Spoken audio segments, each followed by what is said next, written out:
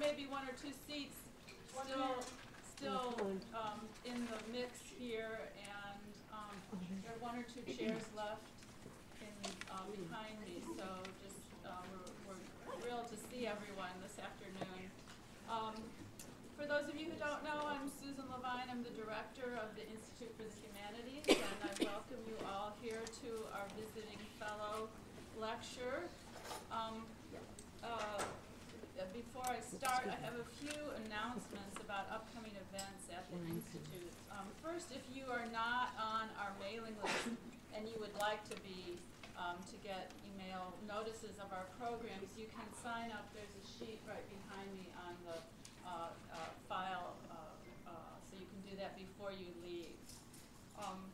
In addition to today's lecture, Nancy Fraser, our visiting fellow, is going to host a seminar tomorrow at 3 o'clock based on her article, Feminism, Capitalism, and the Cunning of History, which is available on our website, and you're invited to that.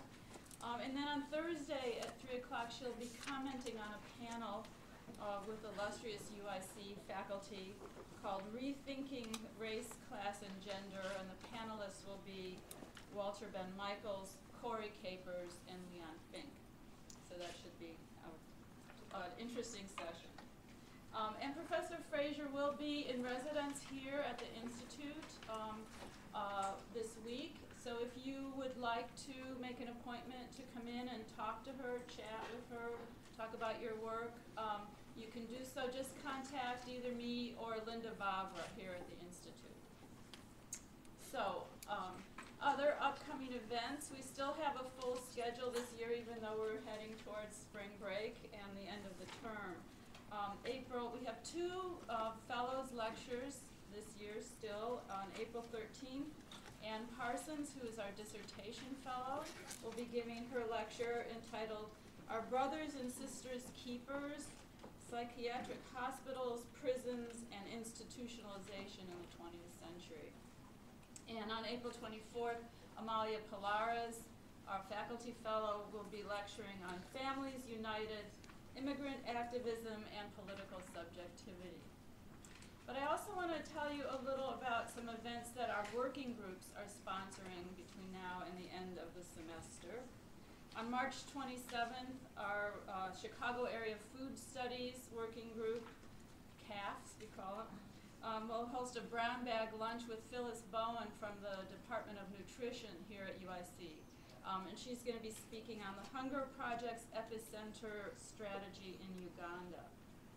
On April 3rd, the Class Dismissed Working Group is going to host Nancy Fraser's colleague, Carlos Formet from the New School for Social Research, speaking on Argentina's recuperated factory movement.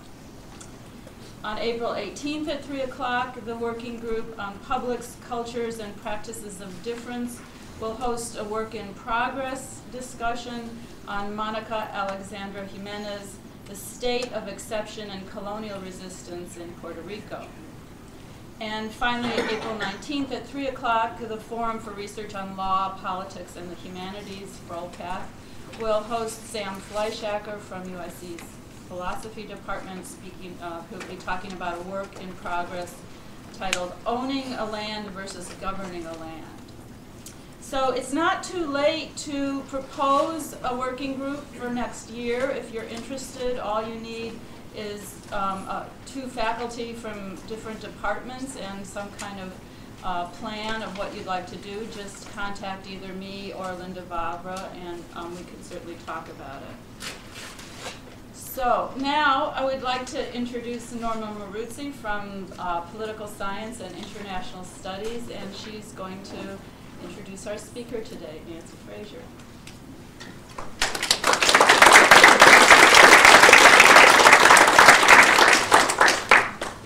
I should add, too, that I guess I have too many hats because I'm also, of course, in Gender and Women's Studies. Oh, I'm sorry. And probably that is, in some ways, the most relevant affiliation in terms of my ability to honor to stand up here. So it really is. It's my deep honor to have the opportunity to introduce Professor Nancy Fraser.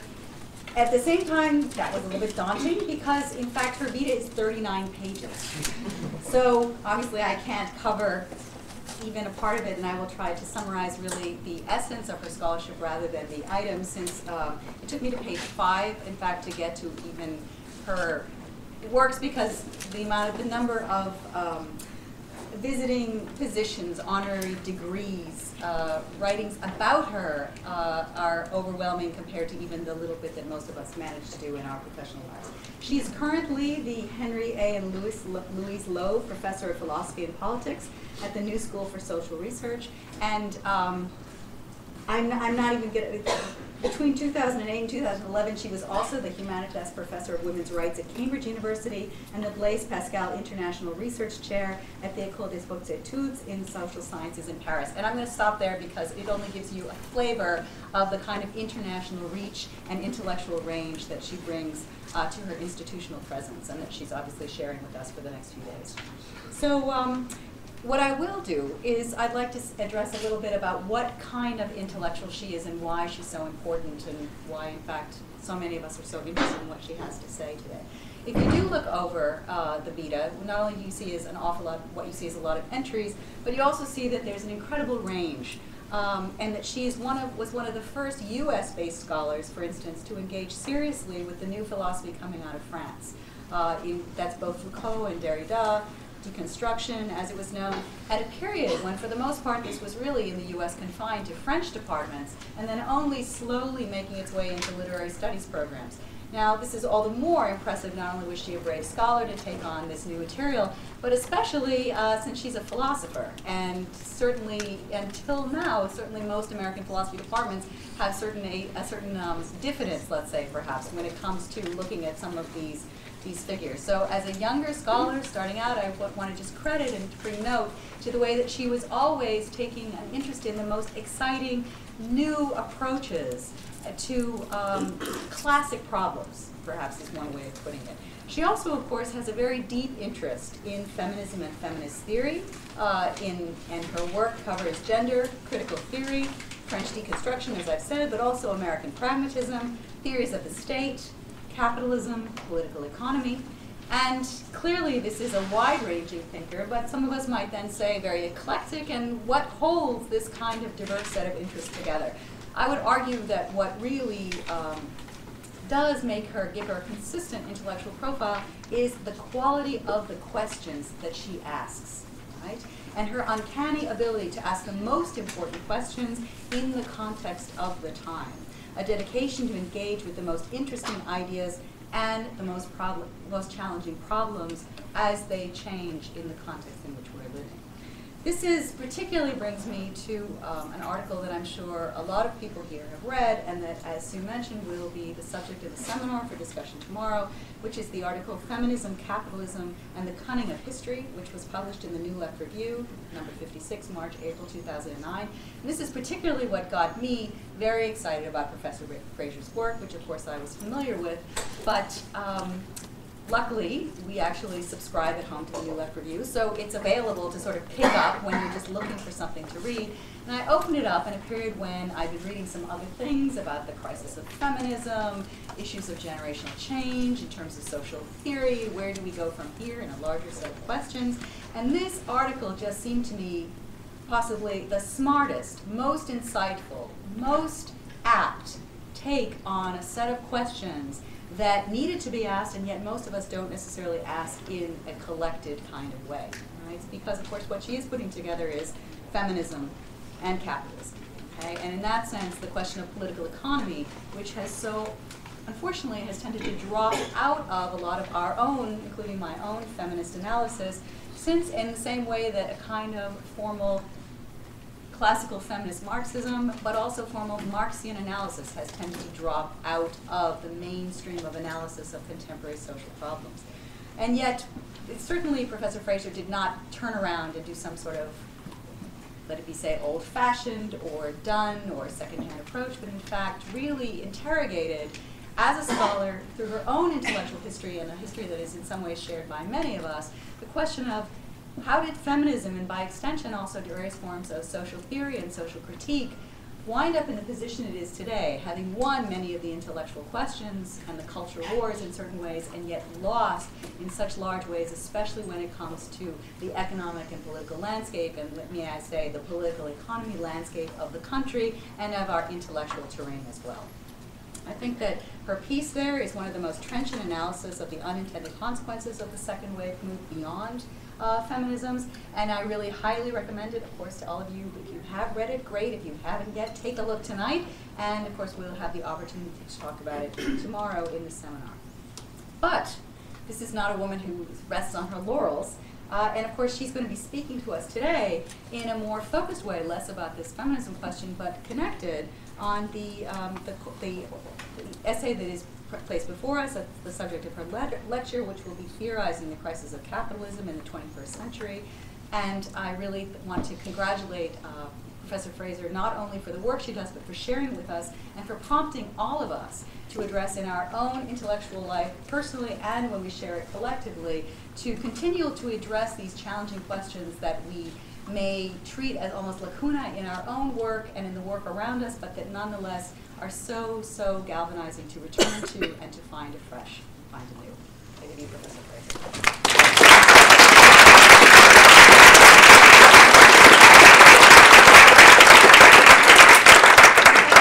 Thank you very much for that very touching introduction, Norma, and thanks to Sue for inviting me. First of all, I mean, as many of you know, I taught at Northwestern for 14 years, and so it's always great to come back to Chicago and to see many old friends and long-standing interlocutors here in the audience. Really nice to be back. Well, I do want to talk about the crisis of capitalism, but when I gave that title, that was a kind of a placeholder title, and I actually have a somewhat more specific title, which I neglected to send you, and I apologize for that. The specific title is, Can Society Be Commodities All the Way Down? ? The obvious answer is no, but to understand why the answer is no is interesting. There's also a subtitle. It's not Marx. It's Karl Polanyi. Polanyian reflections on capitalist crisis. And by the way, I don't think that to reflect in a Polanyian way is to exclude Marxian considerations. Hopefully, it might be possible to bring them together. Anyway, I want to start by observing that we are presently living through a crisis of very great severity and great complexity. Yet, I think we lack a conceptual framework with which to interpret it, let alone one that could help us to figure out how to resolve it in an emancipatory way. Clearly, today's crisis is multidimensional, encompassing not only economy and finance, but also ecology, society, and politics. Of all these dimensions, I want to single out three that strike me as especially salient. There is, first of all, the ecological strand of crisis, which is reflected in the depletion of the Earth's non-renewable resources and in the progressive destruction of the biosphere, as witnessed first and foremost in global warming. I suppose this beautiful day is somehow testimony to that. There is, second, the financialization strand of crisis, which is reflected in the creation, seemingly out of thin air, of an entire shadow economy of paper values, insubstantial and yet somehow able to devastate what we call the real economy and to endanger the livelihoods of billions of people. Finally, there is the strand pertaining to what I'm going to call social reproduction, which is reflected in the growing strain under liberalism, under neoliberalism, of what some call care or affective labor, but what I'm going to understand more broadly as the human capacities available to create and maintain social bonds, which includes the work of socializing the young, of building communities, of reproducing the shared meanings, affective dispositions, and horizons of value that necessarily underpin social cooperation. Now, taken singly, each of these three strands of crisis is scary enough. But put them together and you have a constellation that is truly alarming. It's the convergence of the three, that is, the ecological, the financial, and the social, that constitutes the distinctive character and special severity of the present crisis, in my view. Under these conditions, one conclusion should be axiomatic. A critical theory for our time must encompass all three of these crisis dimensions. Now, certainly, it must disclose the specificity of each, but it should also clarify the ways in which the ecological strand of crisis, the financialization strand of crisis, and the social reproduction strand of crisis are intertwined. Finally, of course, it should explore the possibility that all three derive from a common source in the deep structure of our society, and that all three share a common grammar. Today, however, we lack any such critical theory. Our received understandings of crisis tend to focus on a single aspect, typically the economic, or in some cases the ecological, which they isolate from and privilege over the others. For the most part, ecological theorists isolate the crisis of nature from that of finance, while most critics of political economy fail to bring that domain into relation to ecology. And neither of those camps pays much attention at all to the crisis of social reproduction, which has become the province of gender studies and feminist theory, and which therefore remains ghettoized. Today, however, this sort of critical separatism is counterproductive. In the present context, when crisis is patently, at the very least, tridimensional, we need a broader integrated approach that connects the ecological, the economic, and the social.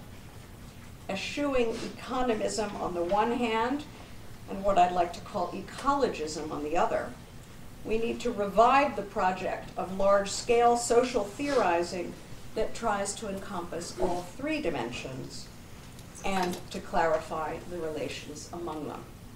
In elucidating the nature and roots of crisis, such a perspective would also seek, of course, to reveal the prospects for an emancipatory resolution. Now, I want to suggest that the thought of Karl Polanyi affords a promising starting point for this sort of theorizing. His 1944 classic, The Great Transformation, which I hope a lot of you have read, and those who haven't, Amazon right away. This book elaborates an account of an earlier crisis that connects precisely ecology, political economy, and what I'm calling social reproduction. Polanyi doesn't use that term, but the idea is clearly there. The book conceives crisis as a multifaceted historical process that began with the rise of economic liberalism in 19th century Britain and proceeded over the course of a century and a half to envelop the entire world, bringing with it intensified imperial subjection, periodic economic depressions, and cataclysmic wars. For Polanyi, moreover, this crisis was less about economic breakdown in the narrow sense than about disintegrated communities, destroyed livelihoods, and despoiled nature. Its roots lay less in intra-economic contradictions than in a momentous shift in the place of economy vis-a-vis society. Overturning what had been the universal relation in which markets were embedded in social institutions and subject to moral and ethical norms, proponents of the so-called self-regulating market, and he always puts that expression in quotes because the implication is that there can't be any such thing as a self-regulating market. Proponents of this idea sought to build a world in which society, morals, and ethics were subordinated to, indeed modeled on, markets. Conceiving labor, land, and money as factors of production, they treated those fundamental bases of social life as if they were ordinary commodities and subjected them to market exchange. The effects of this fictitious commodification, as Polanyi called it, were so destructive of habitats, livelihoods, and communities as to spark an ongoing counter-movement for what he called the protection of society. The result was a distinctive pattern of social conflict, which Polanyi called the double movement. That is, a spiraling conflict between free marketeers on the one hand and social protectionists on the other. A conflict which led to political stalemate and ultimately to fascism and the Second World War. Well, leaving aside the details, this obviously is an account of crisis that avoids at least two forms of critical separatism, eschewing both economism and ecologism. The Great Transformation interweaves an account of financial breakdown and economic collapse with accounts of natural despoliation and social disintegration, all subtended by intractable political conflicts that failed to resolve and indeed exacerbated the crisis. Refusing to limit himself to the economic on the one hand or to the ecological on the other, Polanyi elaborated a conception of crisis that encompasses both those dimensions as well as the dimension that I'm calling social reproduction. By incorporating the latter, moreover, his framework is capable, at least in principle, of embracing many feminist concerns, even though he himself did not develop this idea, and indeed of connecting them to the concerns of political ecologists and political economists. Well, these points alone would qualify Polanyi as a promising resource for those of us who are seeking to understand the crisis of the 21st century. But there are other more specific reasons for turning to him today. The story told in The Great Transformation has some very strong echoes in current developments. There is at the very least a prima facie case for the view that the present crisis was triggered by recent efforts to disencumber markets from the governance regimes, both national and international, that were established in the aftermath of World War II. What we today call neoliberalism is little more than the second coming of the very same 19th century faith in the so-called self-regulating market that unleashed the crisis Polanyi chronicled. Now, as then, attempts to implement that creed are spurring efforts to commodify nature, labor, and money.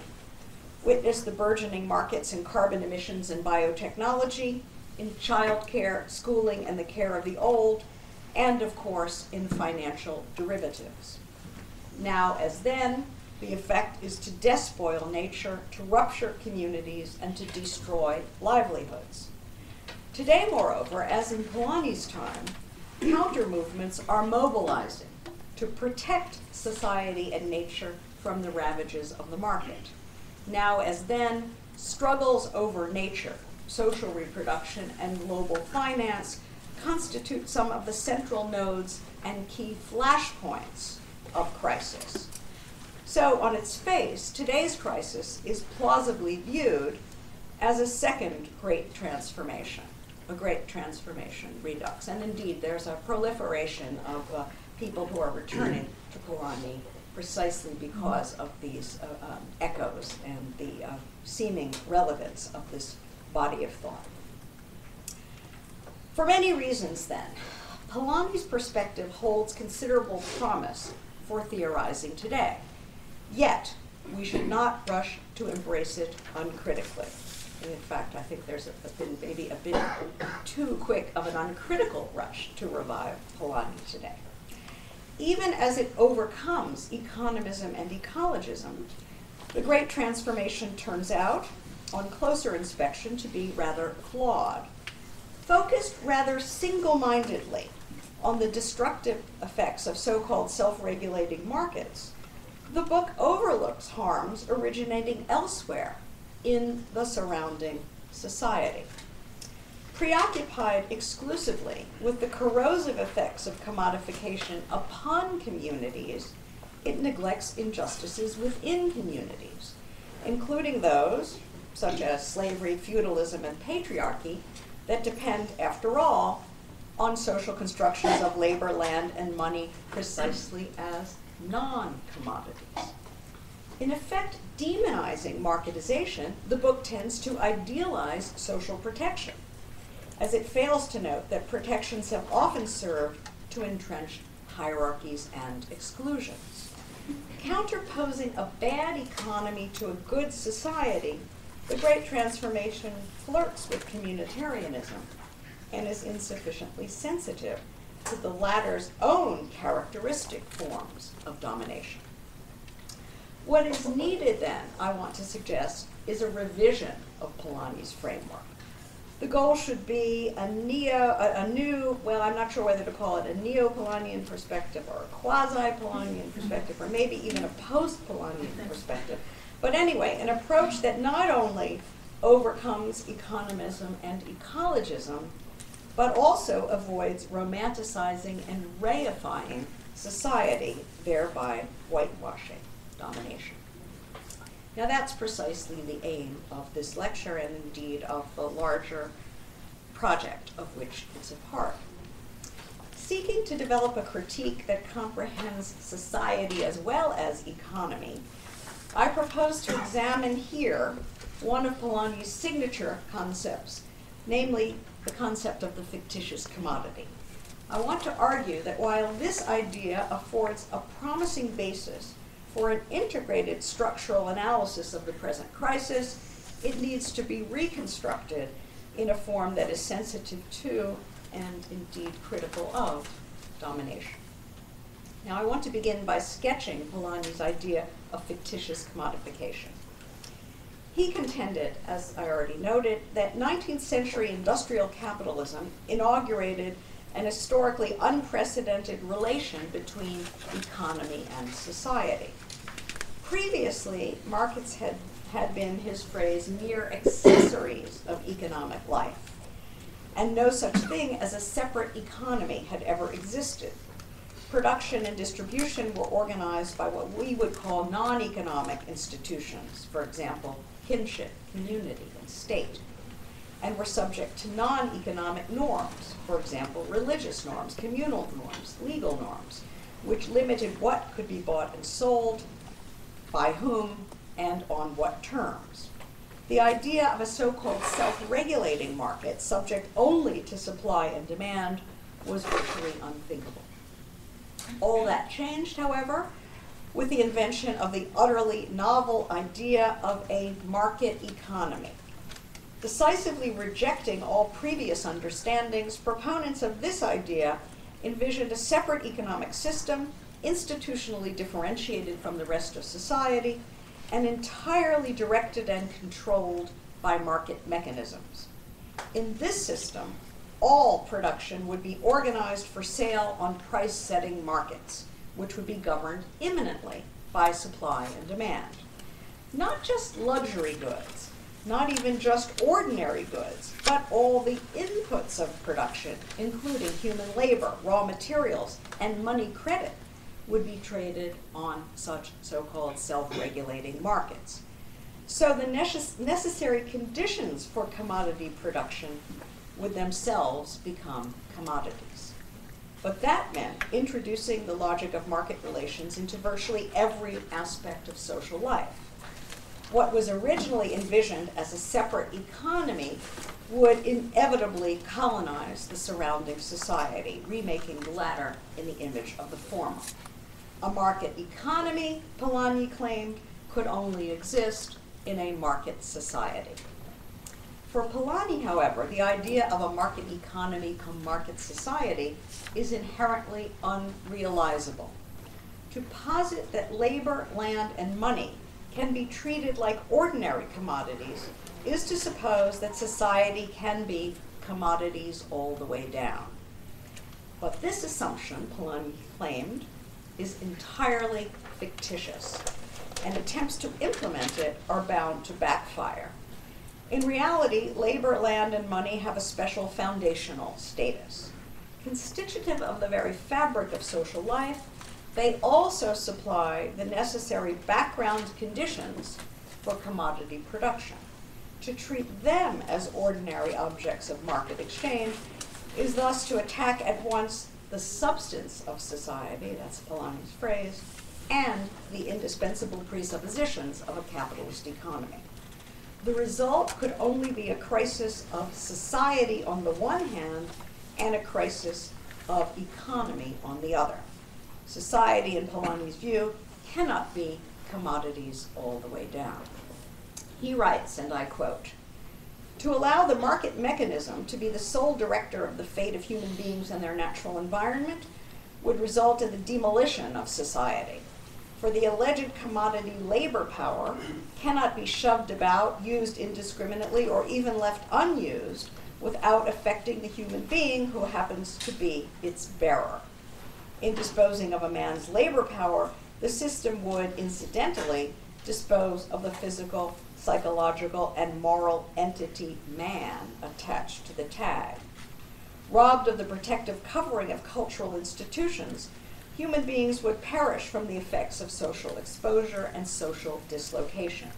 Nature would be reduced to its elements, neighborhoods and landscapes defiled, the power to produce food and raw materials destroyed. Finally, the market administration of purchasing power would periodically liquidate business enterprise, for shortages and surfeits of money would prove as disastrous to business as floods and droughts were in primitive society." End of quote. Now, as we shall see, this passage can be interpreted in more than one way, but its central point is beyond dispute. Efforts to create a so-called market society comprised of commodities all the way down necessarily trigger crisis. Destabilizing nature, finance, and social reproduction, such efforts are bound to undermine both the constitutive elements of social life and the presuppositions of commodity production and exchange. They are also bound to provoke resistance, and that's where the story about the double movement comes in, the counter movements that aim to protect society and nature from the market. Well, the Great Transformation recounts the process by which 19th century British commercial interests sought to commodify labor, land, and money. In Polanyi's account, their actions set in motion a far-reaching crisis in three dimensions. First, the attempt to create a so-called self-regulating market in labor power demoralized, quote, the human being who happened to be its bearer, fracturing communities, splintering families, and fraying all manner of social bonds. It disturbed the processes of social reproduction on which markets rely. Second, land enclosures, free trade in corn, and the importation of cheap foodstuffs from the colonies upended agriculture and sapped the lifeblood of rural communities, even as industry pillaged the world and gouged the earth in pursuit of so-called raw materials while polluting the air and the water. Reducing, again his phrases, reducing nature to its elements and defiling neighborhoods and landscapes, the new economic regime endangered both the ecological conditions of production and the living conditions of human beings.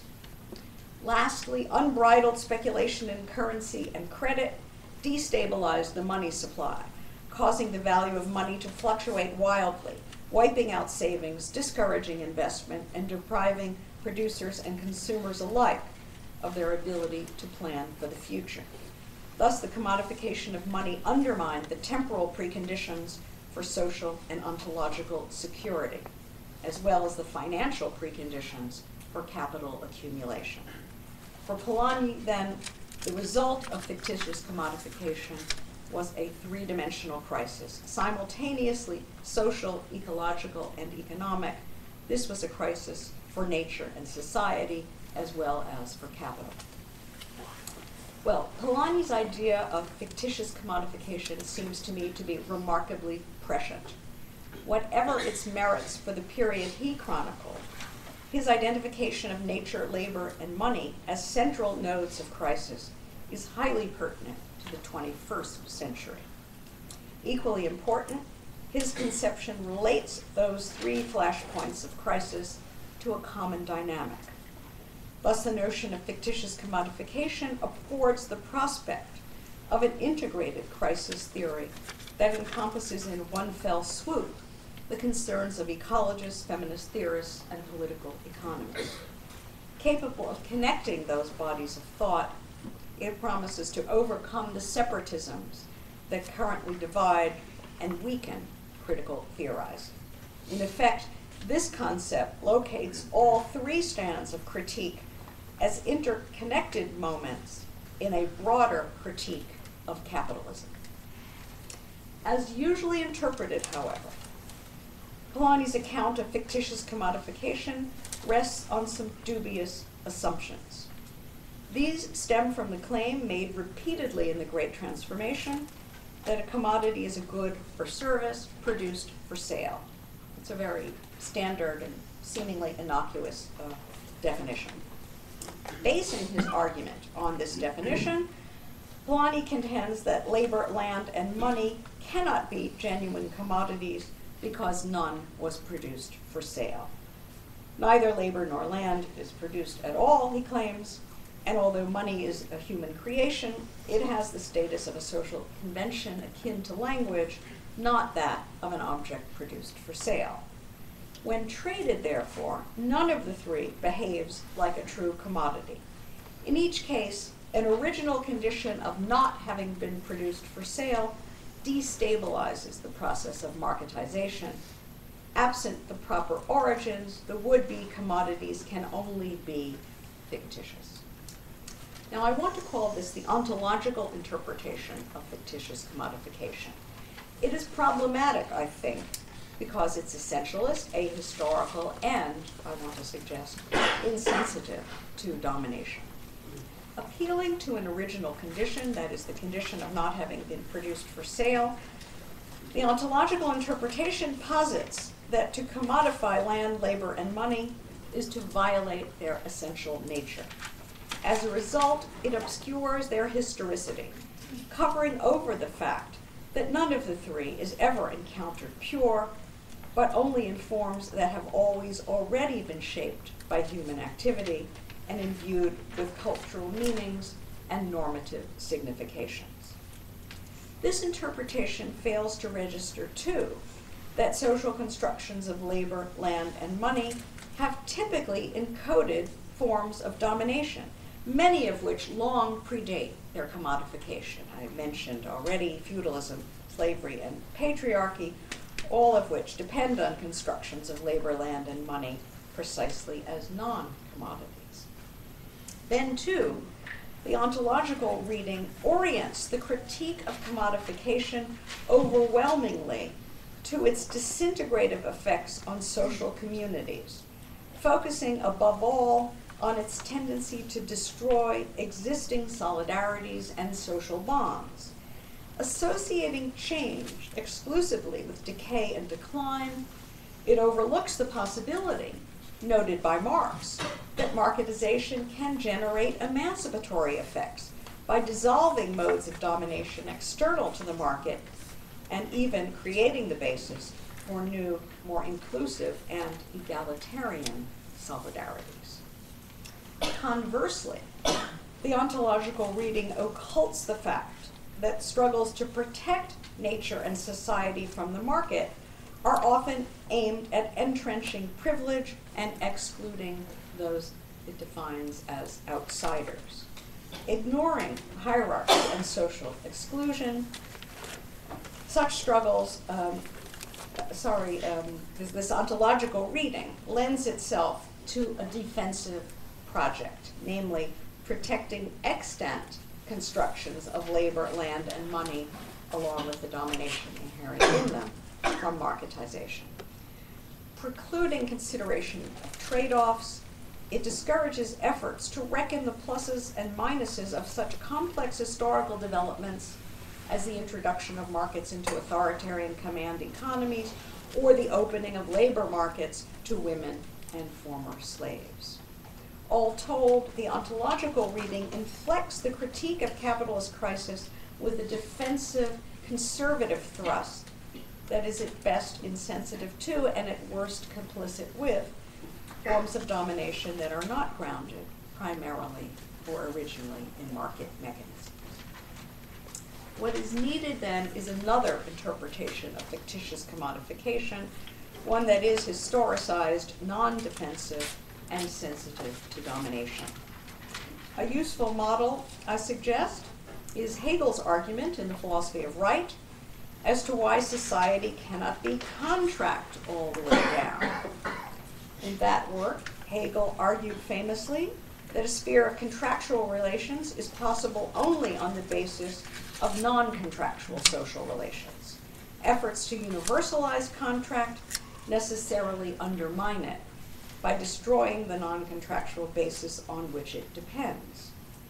Adapting Hegel's argument, we might define fictitious commodification as the attempt to commodify the market's conditions of possibility. Understood in this way, attempts to fully commodify labor, land, and money are conceptually incoherent and inherently self-undermining, akin to a tiger that bites its own tail. For structural reasons, in other words, society cannot be commodities all the way down. I want to call this the structural interpretation of fictitious commodification.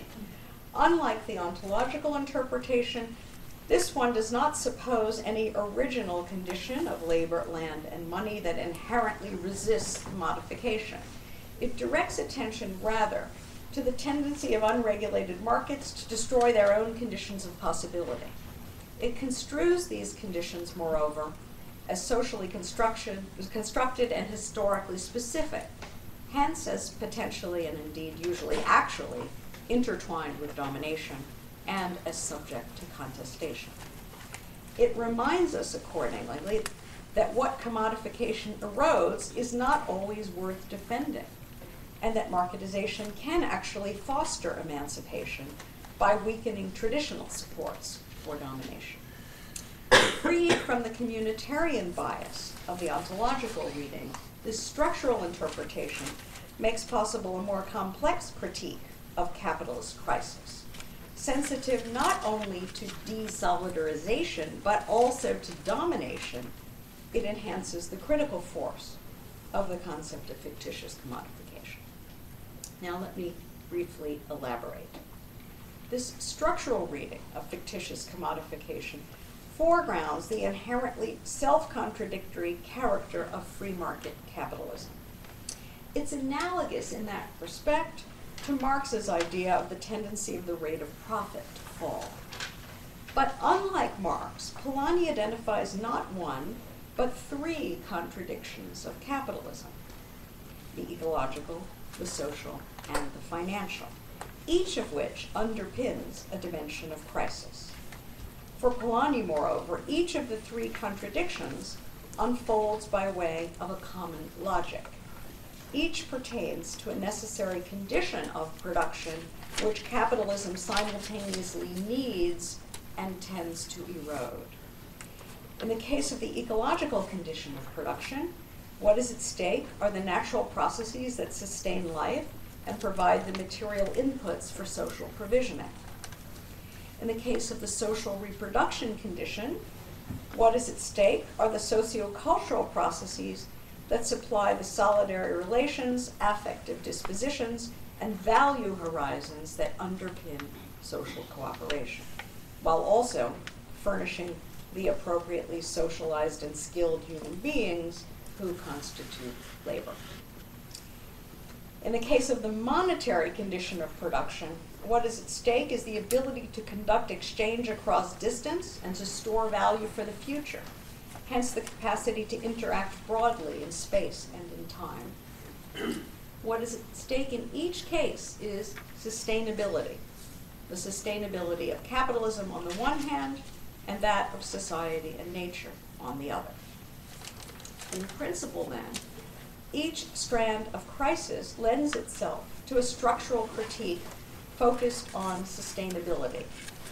And indeed, as a matter of fact, three different variants of such critique are circulating today. An ecological variant claims that neoliberalism's increasingly invasive assumption of nature as a fictitious commodity is irreparably eroding the natural basis that sustains life and supplies the material inputs for commodity production.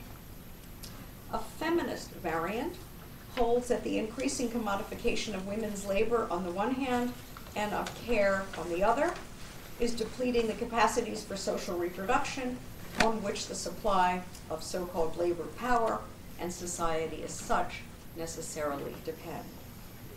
Marxian and Keynesian variants claim that financialization is destroying the monetary presuppositions for capital accumulation, as well as the possibility of politically organized social protection and public provision of social welfare. Each of these critiques is powerful and deserving of further development, but each captures only one strand of the larger totality, and each needs to be connected to the others. Far from being neatly separated from one another, the three dimensions of crisis are inextricably interwoven in the deep grammar of capitalist society. Let me suggest how they might be connected via Polanyi's notion of fictitious commodification. By reading this notion structurally, I want to show how we might decouple the sustainability critique of capitalism from the communitarian critique to which he unwittingly joined it, and how we might link it instead to the critique of domination. Now I'm going to begin with the commodification of labor. Here, Polanyi was surely prescient, laying the basis in 1944 for what I think of as a feminist critique of capitalism, albeit one that he himself did not develop. Not confining himself to criticizing exploitation, he situated labor's commodification in a broader perspective, namely the perspective of social reproduction, which concerns, as I've said, the maintenance of social bonds that are indispensable both to society in general and to market exchange in particular. Adopting this perspective, Polanyi understood that proletarianization is as much about ruptured communities and frayed solidarities as about exploitation and immiseration. He understood, therefore, that unbridled commodification of labor threatens the universe of meanings, affective dispositions, and value horizons that underpin society and economy, while also jeopardizing the supply of appropriately skilled and socialized labor power that capital requires. He understood, finally, that under conditions of rampant proletarianization, social reproduction is bound to be a flashpoint of crisis and a site of struggle. As Polanyi saw it, the result could only be an epical battle between two social forces. On the one side, the party of free market liberalism, bent on ripping labor out of its life-worldly context and turning it into a factor of production in the service of profit. On the other side, the party of social protection, set on defending the life worlds, families, and communities that have always enveloped labor and suffused it with social meaning. But for all its insight, Polanyi's perspective also harbors a major blind spot. What he failed to note, and I'm sure many of you have realized this already from listening to me, that the construction of labor power as a fictitious commodity rested on the simultaneous co-construction of care as a non-commodity. The unwaged labor of social reproduction supplied wage labor's necessary conditions of possibility. The latter could not exist, after all, in the absence of housework, child raising, schooling, affective care, and a host of other activities that maintain social bonds and shared understandings.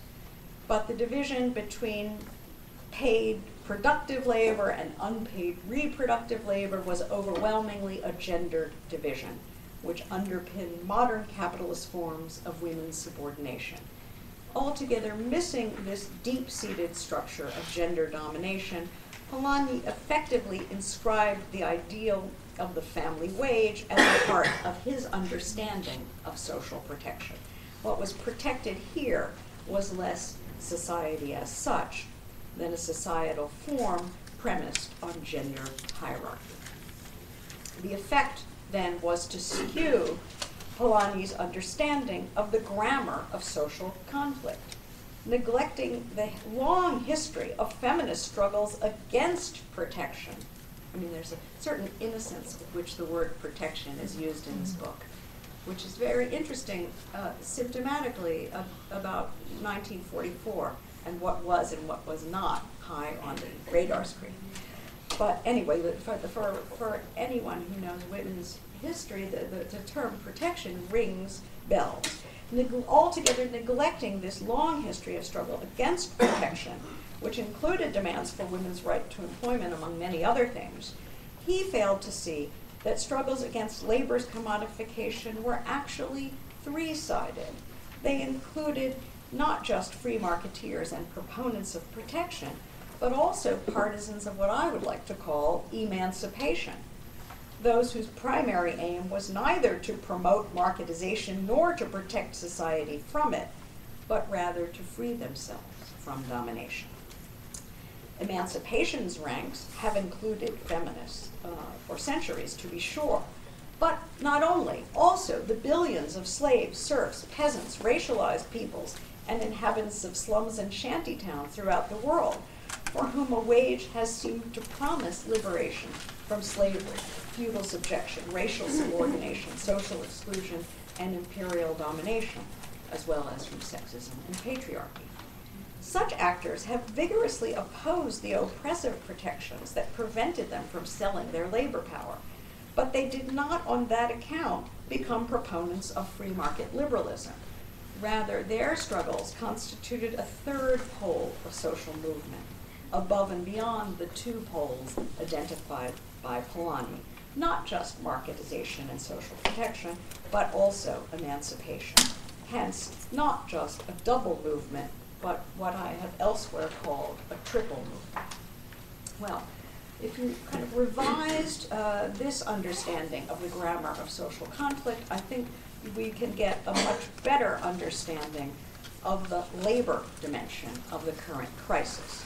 By introducing the gender dimension and the issue of emancipation from domination, we can grasp crucial aspects of the present constellation that are occulted in orthodox Polanyian and neo-Polanyian accounts. It is true, of course, as these accounts suggest, that wage labor is in crisis everywhere today as a result of neoliberal globalization. Witness astronomical rates of unemployment, attacks on unions, and the involuntary exclusion of roughly 2/3 of the world's population from official labor markets. But that is not all. In a further turn of the screw, much of the formerly unwaged activity of social reproduction is now being commodified. Witness the burgeoning global markets in adoptions, childcare, babies, sexual services, elder care, and bodily organs. Now add to this the fact that it is increasingly women who are being recruited today into waged work. Thus, neoliberalism is proletarianizing those who still do the lion's share of the unwaged work of social reproduction.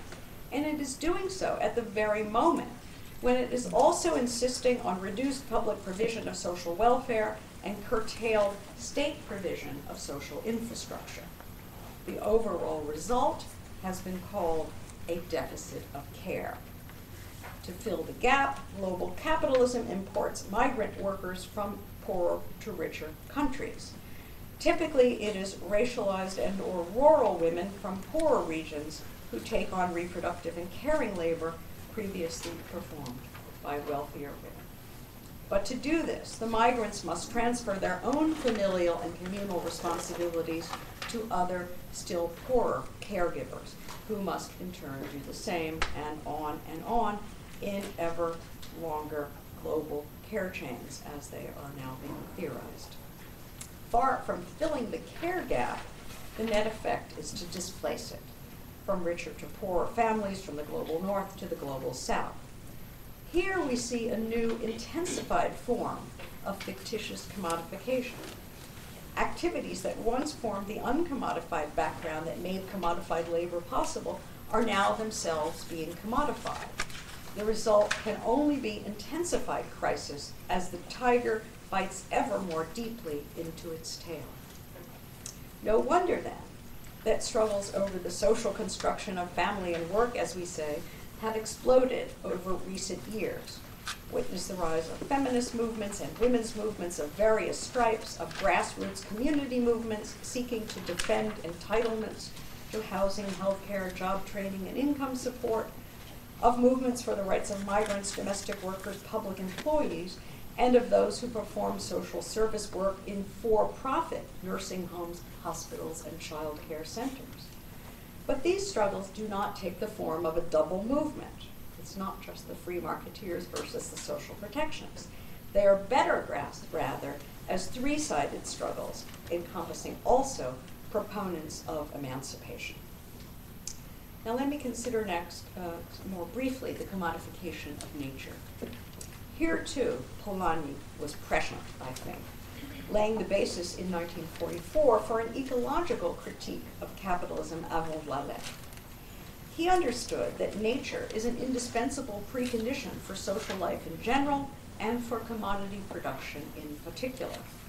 He understood, too, that unbridled commodification of nature is unsustainable, bound to impair both society and economy. He understood, finally, that reduced to a factor of production and subjected to unregulated market exchange, nature is destined to become a node of crisis. Such treatment is bound, moreover, to provoke resistance, sparking movements to protect nature and human habitats from the market's ravages. Here, too, Polanyi envisioned a double movement, in this case, a two-sided battle between environmentalists and free marketeers, proponents of development. Without question, this perspective is pertinent today. In the 21st century, the commodification of nature has proceeded far beyond anything Polanyi imagined. Witness the privatization of water, the bioengineering of sterile seeds, and the patenting of DNA. Such developments are far more intrusive and destabilizing than the land enclosures and free trade in corn he wrote about. Far from simply trading in already existing natural objects, many of these forms of commodification generate new ones. Probing deep into nature, they alter its internal grammar, much as the assembly line altered the grammar of human labor. Adapting terminology used by Marx, one could say that such new forms of fictitious commodification affect not just the formal subsumption, but the real subsumption of nature into capitalism. Here, nature truly is now produced for sale. In addition, the depletion of the Earth's non-renewable resources is far more advanced today than in Polanyi's time. So advanced, indeed, as to raise the prospect of full-scale ecological collapse. Finally, the neoliberal cure for the ills of markets in nature is what else? More markets. Markets in strange new entities, such as carbon emissions permits and offsets, and in even stranger meta-entities derived from them, the so-called environmental derivatives, now being briskly traded by Goldman Sachs and modeled precisely after the mortgage-backed CDOs that nearly crashed the global financial order in 2008. No wonder, then, that struggles over nature have exploded over recent years, as we see the rise of environmental and indigenous movements locked in battles with corporate interests and proponents of development on the one hand, and, it must be said, with workers and would-be workers who fear the loss of their jobs or the non-creation of new jobs if they don't have them on the other hand. If ever there were a time when nature was a flashpoint of crisis, it is now. But again, these developments, for reasons I've already suggested, defy that ontological interpretation of fictitious commodification. Let me shorten this a little bit. They also defy this idea of a simple two-sided struggle between free marketeers and environmental protectionists.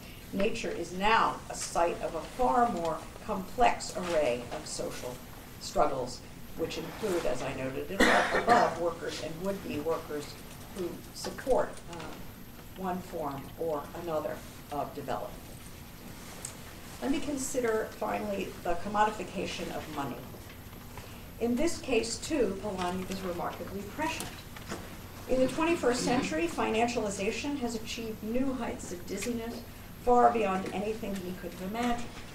With the invention of derivatives and indeed their metastasization, the commodification of money has floated so free of the materiality of social life as to take on a life of its own.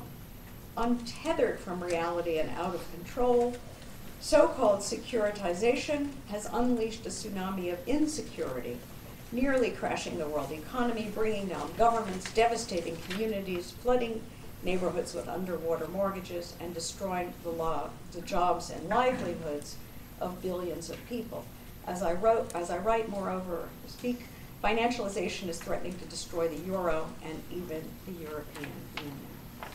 No wonder then that politics is everywhere in turmoil, as movements both on the left and the right mobilize to seek protective cover. More perhaps even than in Polanyi's time, finance is at the center of capitalist crisis. Here too, however, Polanyi's perspective harbors a major blind spot. He identified the modern territorial state as the principal arena and agent of social protection. Granted, he appreciated that the regulatory capacities of states depend importantly on international arrangements. And so he observed that the gold standard free trade regime of the early 20th century had prevented European states from adopting policies like full employment or deficit spending that depend on control of the money supply. But Polanyi nevertheless continued to assume the classic Westphalian division between domestic and international space. So the best alternative he could envision was a new international regime that would enable national currency controls and thereby facilitate protective policies at the national level. What he did not anticipate was that the so-called embedded liberalism, which is John Ruggie's quasi-Polanyian phrase for the post-World War II regime, he did not anticipate that regime would serve some states far better than others. In that era of decolonization, of course, imperialism took on a new indirect, non-political form based on unequal exchange between newly independent ex-colonies and their erstwhile masters. As a result of this unequal exchange, the wealthy states of the core could continue to finance their domestic welfare systems on the backs of their former colonial subjects. The disparity is exacerbated in the neoliberal era, moreover, by the policies of structural adjustment, as international agencies have used the weapon of debt, we have to include the European Union here too, to further undercut the protective capacities of post-colonial states and even a European state like Greece, which has now become essentially a protectorate of the banks, compelling them to divest their assets, open their markets, and slash social spending. Historically then, international arrangements have entrenched disparities in the capacities of states to protect their populations from the vagaries of international markets. They have shielded the citizens of the core, but not those of the periphery. Today, in any case, the Polanyian solution of national currency controls is no longer available. As I've been suggesting, well, let's just say, let me go a little, it's a little repetitive. Today, as many on the left have, even the most internally egalitarian variants of social democracy have always rested on external neo-imperial predation. And today, as many on the left have long warned, and as the Greeks have discovered to their dismay, the construction of Europe as an economic and monetary union without corresponding political and fiscal integration simply disables the protective capacities of member states without creating any broader European level protective capacities to take up the slack. But that is not all. Even very wealthy freestanding countries find their efforts at national social protection stymied by global market forces, including humongously large transnational corporations, international currency speculators, financiers, and large institutional investors. The globalization of finance requires a new post-Westphalian way of imagining the arenas and agents of social protection. It requires arenas in which the circle of those entitled to protection matches the circle of those subject to risk. And it requires agents whose protective capacities and regulatory powers are sufficiently robust and broad to effectively rein in transnational private powers and to pacify global finance. No wonder then that present-day struggles over finance do not conform to Polanyi's schema of the double movement. Alongside the neoliberals and national protectionists that he foregrounded, we also find altered globalization movements, movements for global or transnational democracy, and those who seek to transform finance from a profit-making enterprise into a public utility, which can be used to guide investment, create jobs, promote ecologically sustainable development, and support social reproduction, while also combating entrenched forms of domination. Such actors represent a new configuration which aims to integrate social protection with emancipation.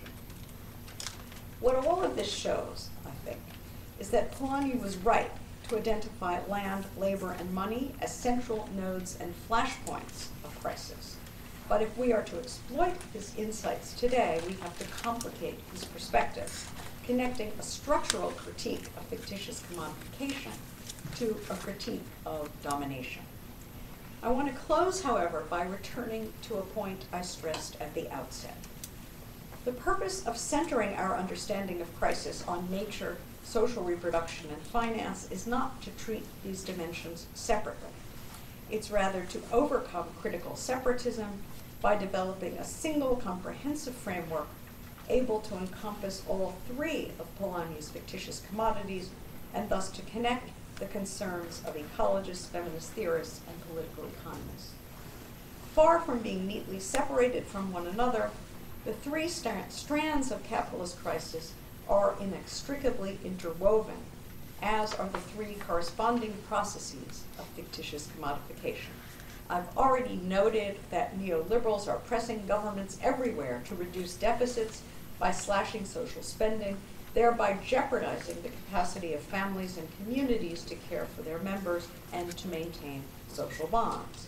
So their response to financial crisis is undermining social reproduction. Likewise, I've mentioned the new speculation in environmental derivatives. What such so-called green finance portends is not only economic breakdown, but also ecological meltdown, as the promise of quick speculative super profits draws capital away from the long-term, large-scale investment that is needed to develop renewable energy and to transform unsustainable modes of production and forms of life that are premised on fossil fuels. The resulting environmental destruction is bound to further disturb processes of social reproduction and will likely produce some very nasty effects, including zero-sum conflicts over oil, water, air, and arable land, conflicts in which broader solidarities give way to lifeboat ethics, to scapegoating and militarism, and perhaps again to fascism and world war. This all is meant to show, dire predictions aside, that finance, ecology, and social reproduction are not neatly separated from one another, but are deeply and inextricably intertwined. This sort of analysis illustrates four major conceptual points that have been central to this lecture and that I would like to restate now very briefly in closing. First, a critical theory for the 21st century must be integrative, oriented to understanding the present crisis as a whole. We make a good start at developing such a perspective by adopting Polanyi's idea of fictitious commodification so as to connect three major dimensions of crisis: the ecological, the social reproductive, and the financial, all conceived as constitutive moments of a crisis of capitalism. Second, 21st century critical theory must go beyond Polanyi by connecting the critique of commodification to the critique of domination. We make a good start here by rejecting the standard ontological reading of fictitious commodification with its defensive communitarian overtones in favor of a structural reading which is sensitive not only to desolidarization, but also to domination. Third, a critical theory for the 21st century must develop a conception of the grammar of social struggle that goes beyond Polanyi's idea of a double movement, factoring in struggles for emancipation alongside those for marketization and social protection. It must analyze the struggles of our time in terms of a triple movement in which those three political projects combine and collide. Finally, to mention a point only hinted at here, a critical theory of contemporary crisis needs a complex normative perspective that integrates the leading values of each pole of this so-called triple movement.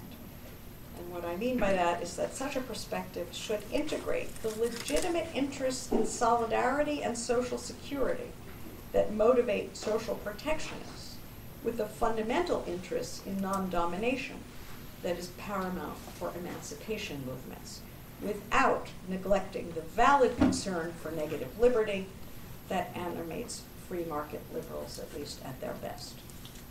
Embracing a broad, integrative understanding of social justice, such a perspective would serve at once to honor Polanyi's insights and to remedy his blind spots. Thank you very much.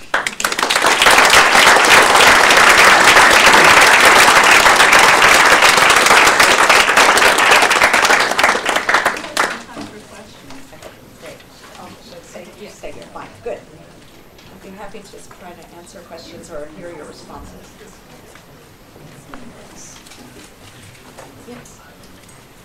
Yes, I was wondering if you could say a little bit more about a new definition of the commodity, perhaps? Of what?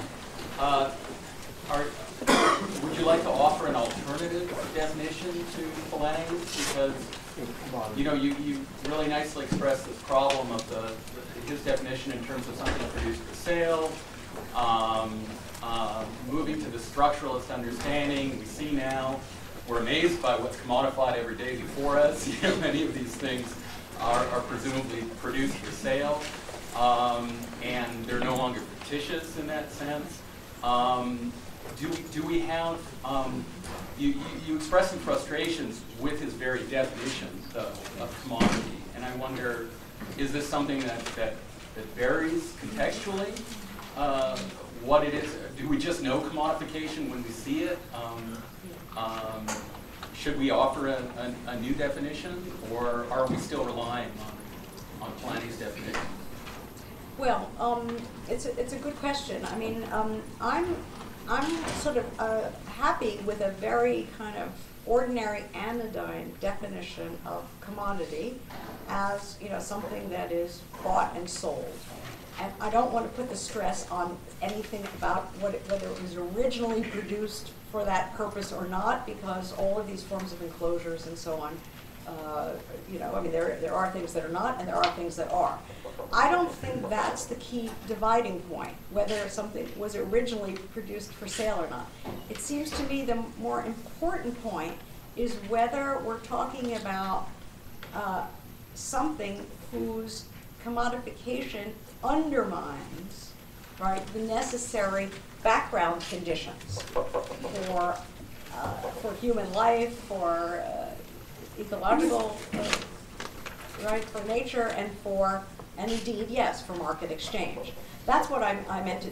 In other words, look, the idea? I think what's interesting about Polanyi's idea, just by saying there are certain commodification processes that are different from others. And there's an interesting question, right, about the others, the ones that he thinks are non-problematic. So it's a powerful idea. It means that you don't have to eliminate markets altogether. It's fine to buy and sell certain things, but certain kinds of buying and selling, especially unregulated, that erode the background conditions, become deeply problematic. I like this idea of not treating markets as the problem, as the enemy, but what kinds of markets in what, and what are the effects of those markets. That's right. It's just that I don't I want to get away from what I think of as these communitarian overtones that, in other words, I'm suggesting that there's something about this, this emphasis on what is not produced for sale and what therefore must remain completely pristine that is part and parcel with the assumption that the social background is unproblematic. Because the social background is itself shot through, in my view, with all kinds of morally and politically problematic forms of domination. So in a nutshell, I want to keep this idea of a sustainability critique, which he has. I want to disconnect it from what he's connected it to, which is this kind of communitarianism. I want to connect it instead to a critique of domination, and that's why I need this category of emancipation. And that's why I want the structural definition of fictitious commodification rather than the ontological. I know that sounds convoluted, but I hope that's clear. Yeah. Yeah, I mean, yeah. Yeah, given your criticisms of Polanyi, I'm just wondering, why not just go back to Marx? Yeah. Especially Good. Since you're interested in domination and these sorts of, I mean, it seems to me that Marx has a much more powerful theoretical framework than Polanyi does. But even apart from that, it seems, at least my initial impression, is that this attempt to have some kind of grand theory to explain how these three kind of types of problems, ecological, sort of social, reproduction, and economic, are united, it seems, I mean, I think that this is perhaps a little bit unnecessary. I mean, if you go back to the sort of the Marxian schema, I think that's more or less enough. Just look at capital or business, big business in this case, especially nowadays. It exploits labor power, accumulates capital. In doing so, over centuries, it tends to wreck the environment, tends to destroy the environment, tends to have these periodic cycles of economic boom and bust, which Marx explains, or at least his disciples, such as David Harvey and others, explain. And then it also tends to interfere with social reproduction. I mean, all this, it just seems like this kind of intuition right here is all you need, more or less, to explain what's going on right now in the society. Anyway, that's yeah. Thanks for the observation. You know, as I said before, I don't actually see what I'm doing as at all at odds with Marx, as I understand Marx, or as I would like to update Marx. I think these are two really powerful and interesting perspectives, each of which have insights and blind spots. And what I've done here is try to say what I think Polanyi's insight is. I think he has a much more supple and interesting view about markets than Marx does. One that would be much more useful for anybody who was interested in trying to develop an idea of socialism that had more to do with market socialism versus command economy, et cetera, et cetera. So I think they're, okay. And I also think that that the falling rate of profit idea is Marx's variant of a sustainability critique, the way that capitalism bites its own tail, but it's a critique in one dimension. And so you have all sorts of very interesting thinkers like James O'Connor, John Bellamy Foster, and so on have tried to introduce this idea of a second contradiction of capitalism, not that between forces and relations. Well, this is a very orthodox thing, which I don't like, but not just forces versus relations of production, but forces and relations of production on the one side and the ecological background on the other. So that is already doing something, bringing Marx closer to Polanyi. Right. And I think one could look at some forms of socialist and Marxian feminism as trying to take the problematic of labor in this broader way and treat social reproduction as the more enveloping category. I mean, after all, that's a phrase that Marx himself uses, Right. but doesn't fully theorize and develop. Right. So I see this, what and look, this is my rather peculiar reading of Polanyi. I see what I think of as this tridimensionality of his thought as helping to fill in a more conceptual and explicit way, you could say some insights that may be here and there, scattered in Marx. But having said that, I want to say that there are some things missing in Polanyi. There is no concept of capital. And I don't think you can have a critique of capitalism without a concept of capital. So I do, in the end, but there's no sense of the what really drives the logic of accumulation. So you know, I do want to kind of bring Marx in at a certain point. Okay. Yeah. Go ahead. Hi. I've loved your talk, and I'm very sympathetic to your argument. But I guess I'm a little bit troubled by what I'm hearing in it, which is a kind of almost a conservative notion of female labor and women within that market. So woman as the dominated figure is being set up as caregiver in your argument, and that's the kind of labor and the reproductive labor that women perform. So I'm just, so I'm a little troubled, even though I'm sympathetic to what you're ultimately arguing. And I was also wondering if emancipation is really the term you want then, because, you know, that is itself a troubled term that is somewhat implicated in liberalism itself and notions of rights, fairness in individuals, etc. So I'm just, it's I guess two different questions, but I'm wondering if you could kind of talk about that a little bit more. Great, thank you. I completely understand your worries, and I've gone much too quickly here by trying to sort of cram a huge amount in.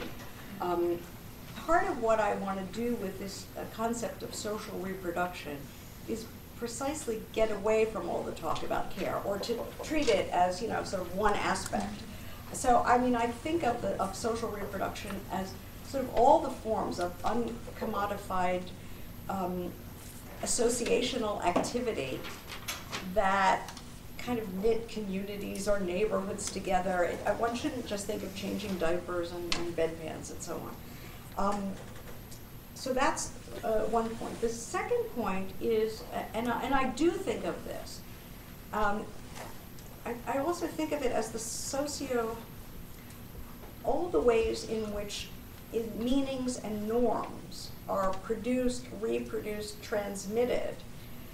I mean, this maybe is another point about Marx. This can't be understood on the model of production. We use this language of reproduction. It's human activity, but it's not exactly work in the usual sense. So I think of social reproduction as a broader category, and what we call labor or work as some on the one hand and care on the other, as sort of narrower regions of activity that we precipitate out and in one case commodify and in another treat as the uncommodified counterpart.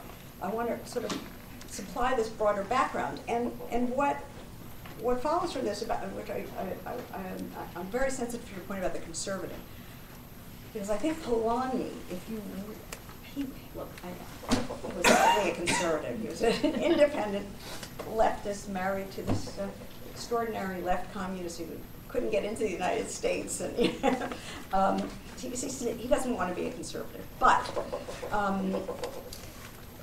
what sort of is implied in him, I think, is that these things should be, these fictitious commodities should be fully decommodified. Now, I would be the last person to say that no care labor should ever be commodified. Of course, I would also immediately say it has to be done by everybody. Shouldn't be women's work, and so on and so forth. But what I think, and this goes back to the first question, what I think could be at stake in reconstructing this notion of fictitious commodification would be that you wouldn't have a kind of prohibitionist conclusion, a ban on all commodification. What you would have would be a much more sort of sensitive, you'd be looking at simultaneously questions of sustainability and questions of domination, and imagining what kinds of robust forms of regulation at the right scale and suitably democratic and accountable and so on. So in a way that goes back also to the Marx question. My official stance in this work is a certain kind of agnosticism. That is, I ask myself, well, would I, as someone who still thinks of herself as a democratic socialist of some kind, would I be satisfied with a world in which finance was a public utility, social reproduction was yes, a public good and treated appropriately, same with nature, in which, I mean, at the one hand, this would be such an enormous change from what we have now. But would it give those who are, socialists everything we want? On my official line is agnosticism. Let's try it and see what we get. And if not, let's do more. Yeah. I noticed that in the analysis of your wide-ranging analysis of crisis, you never invoked the word, or as I took it in, the concept of the state. Yes. And it seems like for the people of for the left in Polanyi's day, that was their resort. Right. Namely, whether it was social democratic reforms or whether it was, nationalization and under communist Right. regimes. So why is it that that's fallen out? And within your framework, what role, or it has to do with the process of change, I think, and the agency of change, and particularly as you invoke towards the end, in an internationalist or global order, what should we be thinking about states or other possible mechanisms? Right. Yeah, I mean, first of all, you're absolutely right to say that for Polanyi and all of the important thinkers of his generation, including the decolonization key thinkers and struggles, the assumption was that the state was the agent of all of this. I don't think that means that the state is the agency of change. I mean, all of these people still understood the, indispensable role of social movements of whatever kind that sort of, whether you think of it as capturing state power or pushing the state to do certain things, right? It was always a state, civil society sort of dialectic. And I still subscribe to something like that kind of dialectic with the proviso that if we are thinking of states in the normal way, that is as territorially defined, sharply bounded, right, arrayed one alongside the other in some sort of international space in which each is supposed to have, right, undivided sovereignty, and then they can, do treaties with each other in international. If you're thinking of that, then for all the reasons that so many people have explained, we live in a post-Westphalian world. That's not how political space is designed today, even though we still have structures like the United Nations and so on that are designed on the basis of that world picture. So my thought is that especially, isn't it obvious with respect to finance and nature ecology? If you're talking about global warming, if you're talking about financialization, this is just not doable at any national level. It's just not. So then you add in all the problems that I've gestured at very quickly about the inequalities among states, among state capacity to do anything, and all the large actors, marketizing actors, for example, that are so adept now at just getting around anything that states want to impose on them. So for all those reasons, I don't see the state as certainly not as a sufficient condition. That doesn't mean I'm suggesting that we should have only a world state in which all territorial entities and jurisdictions would disappear.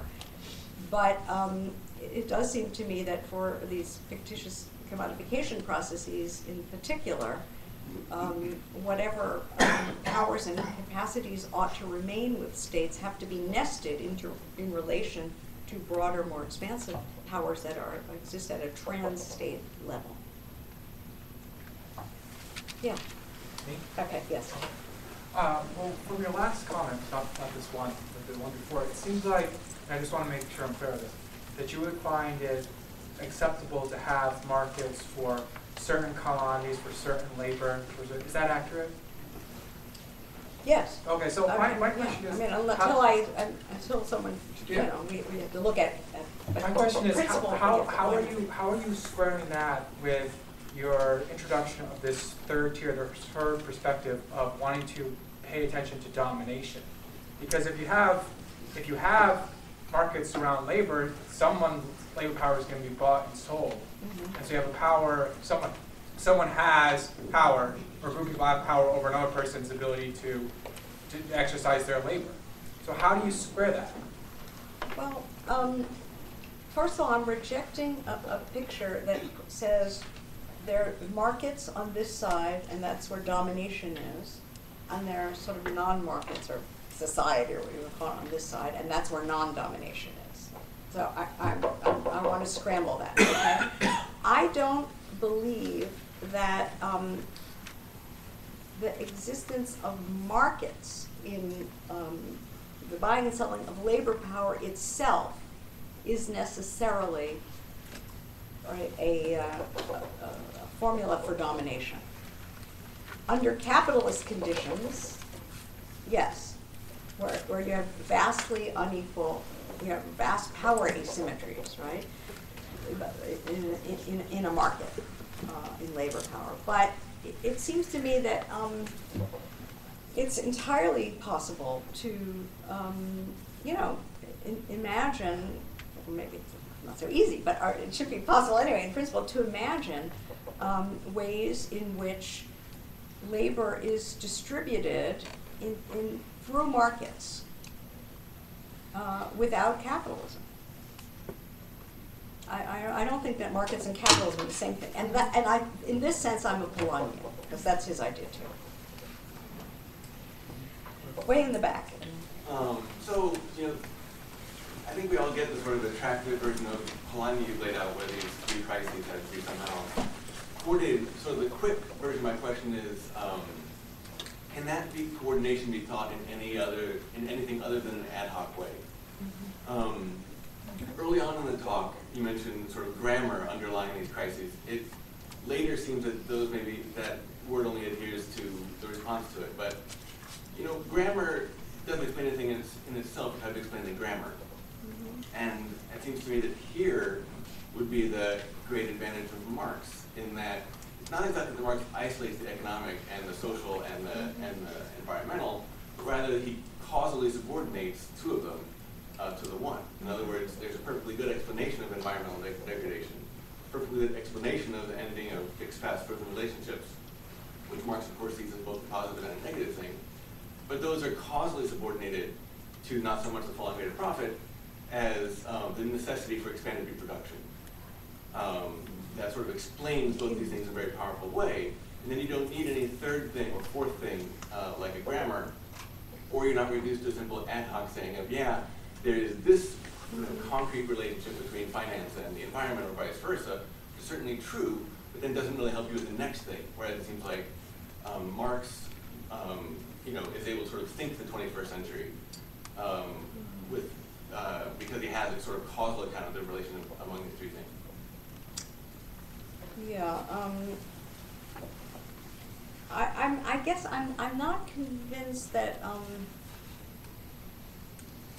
I mean, what Polanyi is doing that's a little different is that, as I read him, is that he's focusing on the sort of collision of two projects.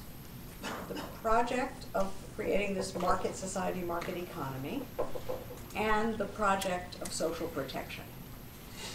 That's his equivalent of class struggle in Marx. They're both giving you the figure, the grammar of what the characteristic form of social conflict is going to look like. But they're two different stories about it. So in Polanyi, the social protections is a broad cross-class movement that includes Tories and religious, all kinds of things, as well as trade unionists and so forth, social democrats. And so I don't think either of those pictures of social conflict is right. I mean, Marx's notion of class struggle is also inadequate. There are too many other things going on. And so part of what I'm interested in is, I forgot that question about emancipation. Yeah. Part of what I'm interested in here, I'll try to say something about it, yeah. Part of what I'm interested in here is trying to think about what kind of figure can help us understand the struggles of our time. And so starting with Polanyi, I developed this notion, which was not really front and center here, but I've written another piece on it, on this idea of a triple movement. And if you don't mind, let me just, while it's in my mind, say something about why I want to use the term emancipation. It's partly, to name the third pole, it's partly because it's a great historical word. If you want to talk about historic projects, we have abolition, we have women's emancipation, we have decolonization. The great struggles of the 19th and 20th century have taken that word, and I don't, for myself, associate it with liberalism. I have associations that come more out of the Frankfurt School, but it doesn't matter because there are going to be many variants of it, and they'll get sort of fought out. What does emancipation really mean? And I don't want to define it. I want to say that what it means is overcoming domination. And since there are so many forms of domination, some are perhaps the form that could be overcome with liberal rights, but many others not. So anyway, let me get back to your question. So that's one part of it, is this picture of how to understand the grammar of social struggle, and as a collision of these different projects. And what interests me about that is the possibility of, when you have three, everything gets interesting, 2 against 1. So this paper we're going to discuss tomorrow on feminism and capitalism, I mean, I wrote it before I had this Polanyian picture developing, but that is basically, I would rewrite it now if I wanted to use this language. It's basically a story about how emancipation and marketization double teamed social protection, and how we might try to build a new alliance in which emancipation and social protection found some way to gang up on marketization, something like that. So that's kind of where I'm going in terms of that. Now, in terms of the causal issue, and this is relevant. See, I don't believe, both, certainly in Polanyi, the free market is the only agency pushing anything. Social protection is reactive. I'm not sure whether that's the case in Marx or not, maybe. But whether it's true or not in Marx, it seems to me that it's deeply wrong. And this is another point about emancipation. That there are all sorts of other processes that cannot be reduced to economic liberalism that, are bringing to bear their own, you can call it corrosive, desolidar effects against traditional communities, whether you're talking about science, certain forms of conscientious religiosity, ideologies of romantic love and free love and so on and so forth. They're all these things that are, in the air. It's not just market. So I don't accept the idea of one cause here. If you do that, then you end up with this binarism again of Polanyi. Well, then let's protect against it. I mean, just to quickly say, that's yeah. something that where Marx goes with it. Pardon? I mean, revolution is neither protectionism nor Correct. free market. But I'll say There was somebody else who had a hand. Yeah. Thanks very much for the talk. And I have a question about the sustainability concept. So when you first said it, I was suspicious because I'm suspicious about the term because I never know what is getting sustained and whether we want to sustain that which we're calling sustained. But the relationship that I was trying to trace in the concepts you were mobilizing, so fictitious commodification, as you seem to be using it or suggesting we use it, is whatever is a condition of possibility for the sustainability of markets is something we need to be careful about or regulate or what typically gets brought up as something to be protected. But it's not actually the condition of possibility of the sustainability of markets, it's the conditions of the possibility of the sustainability of life. Right. And what these crises, the specters of these crises is not the destruction of markets, which we're not really sure we care. Not everybody cares whether they're going to last, but the destruction of life. And so now the new imperative is precisely to sustain life. How? Through regulation and market mechanisms. And so at the beginning, and I don't know what to make of this, but at the beginning of your talk it was this idea that life should be, in some sense, outside, that the market came to impose itself on a life that was independent somehow from it.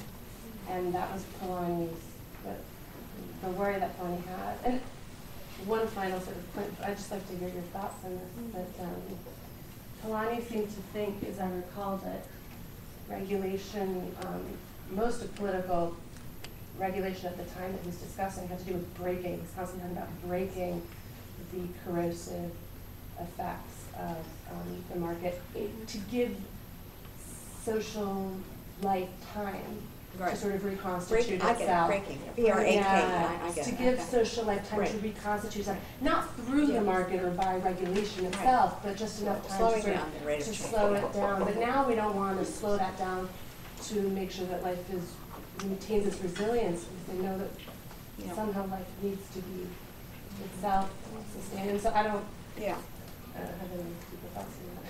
I'm following you, and I think it's a very interesting comment. I completely agree that there's a huge amount of loose talk about sustainability, including in advertising and so on, that one should definitely be somewhat suspicious of. I tried to speak throughout, and maybe I need to flag this more instead of just call attention to it. I tried to speak about a crisis for capital, a crisis of nature, and a crisis of society. These are three different things. And, what is a crisis for us may not be a crisis for capital in some periods, okay? Now, but what is interesting today is that there is a crisis for capital. And for us, many of us, and for nature. So it's a sense in which this whole question of what is being sustained, these are all in question at once, and that's important. It's something about our time. So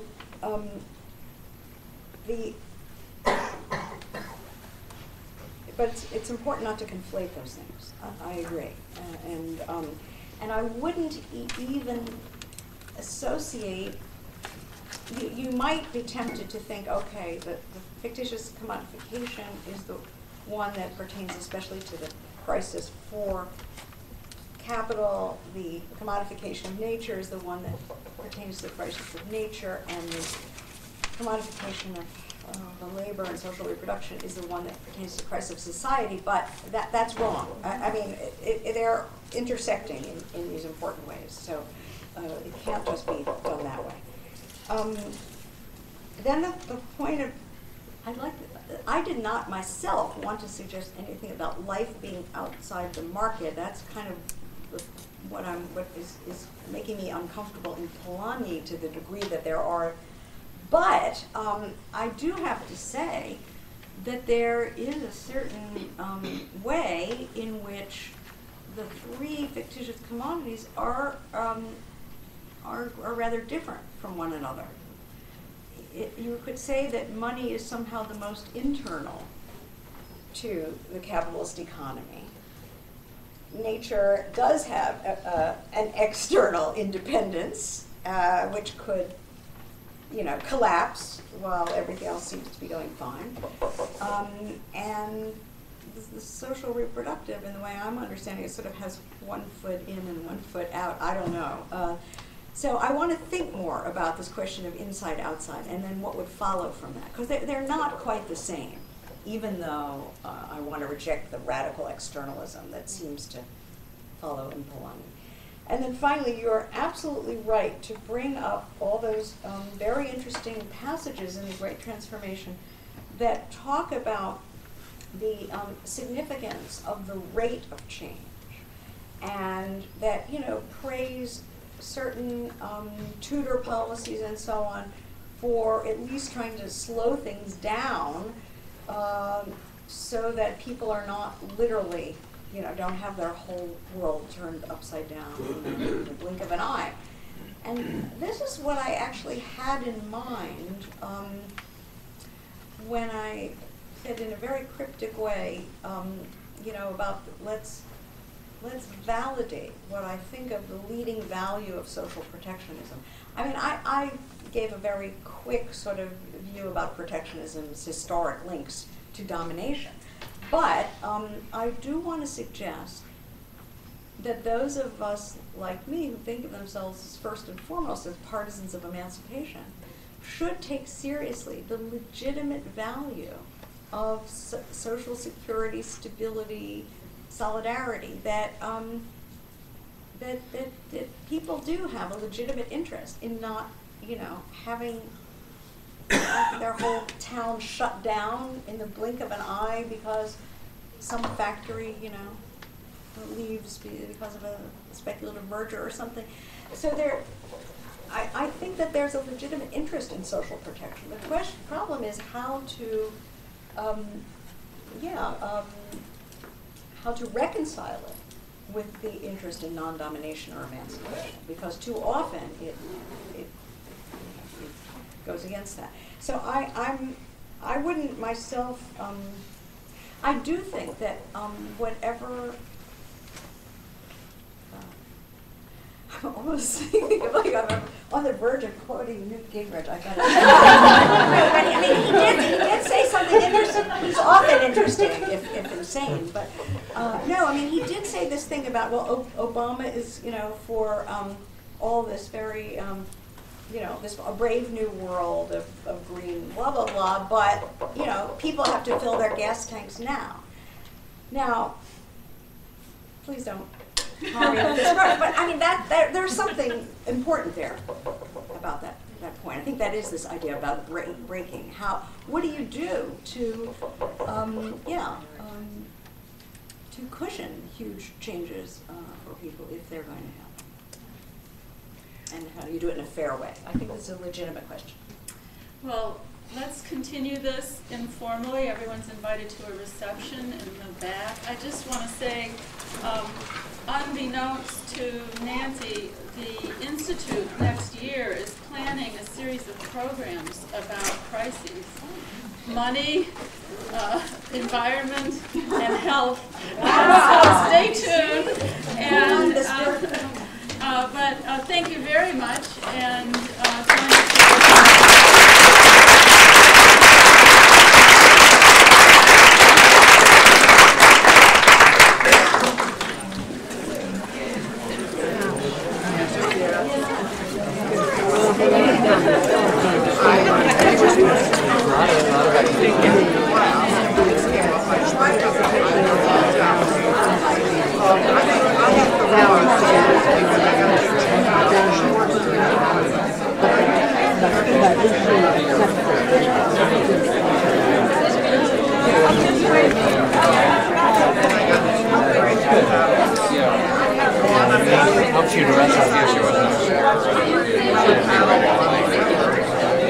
It was a refresher. I mean, I've read Polanyi for years.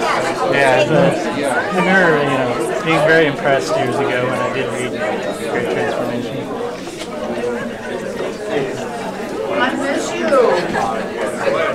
Twice in